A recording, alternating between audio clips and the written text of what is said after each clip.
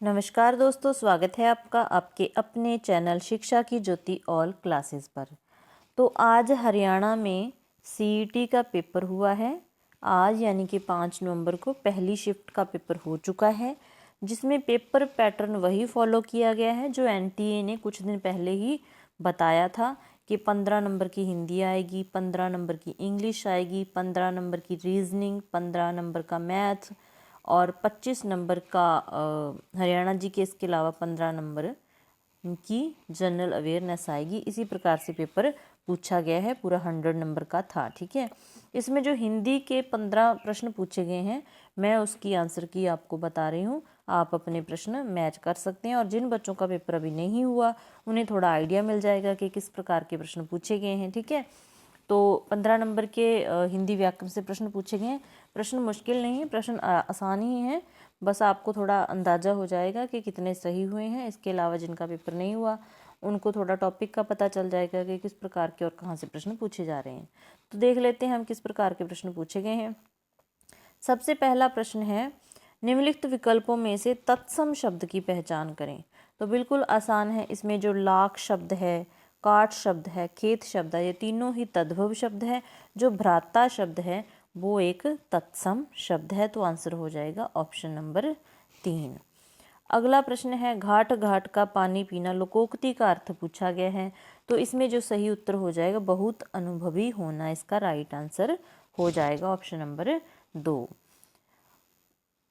प्रश्न नंबर 63 है, वह कौन सा सर्वनाम शब्द है जो आदरसूचक है और निजवाचक भी है। तो इसमें जो आएगा वो आप शब्द आएगा। ठीक है, मैंने आपको सर्वनाम की क्लास में बताया था कि जब भी प्रश्न पूछा जाता है निजवाचक से ज़्यादा पूछा जाता है, और निजवाचक एक ऐसा सर्वनाम है जिसका प्रयोग हम खुद के लिए भी करते हैं और किसी दूसरे को सम्मान देने के लिए भी करते हैं। तो इसका जो राइट आंसर हो जाएगा ऑप्शन नंबर 3 हो जाएगा।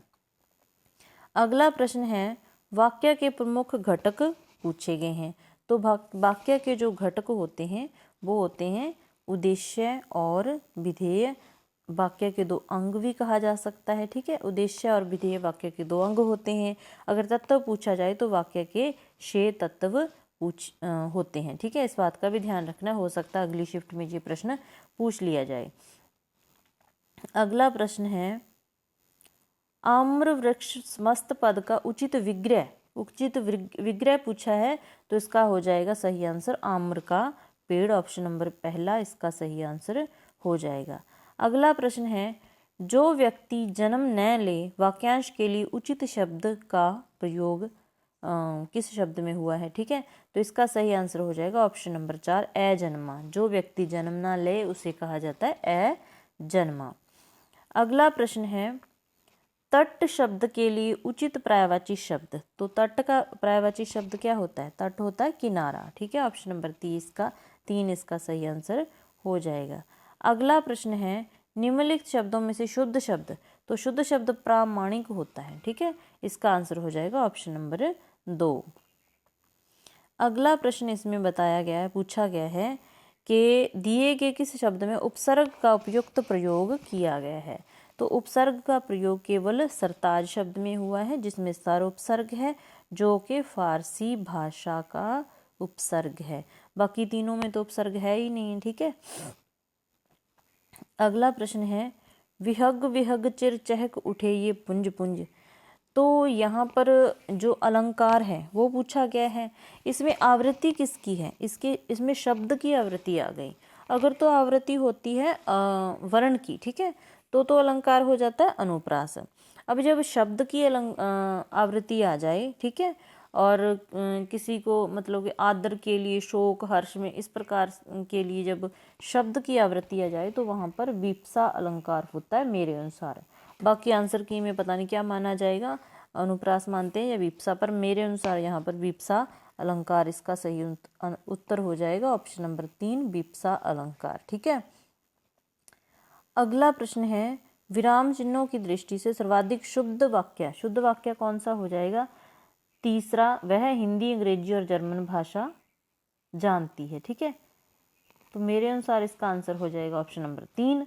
बाकी थोड़ा इसमें डाउट है। ठीक है, तो अगला प्रश्न देखते हैं। अगला प्रश्न है गायक शब्द में प्रयुक्त प्रत्यय। तो इसमें जो प्रत्यय का प्रयोग हुआ है वो अक प्रत्यय का प्रयोग हुआ। ऑप्शन नंबर 2 इसका सही उत्तर हो जाएगा।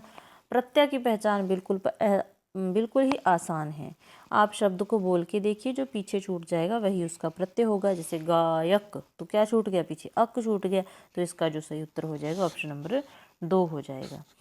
अगला प्रश्न है 73 जो प्रश्न है वो पूछा गया अयादी संधि का उदाहरण नहीं है।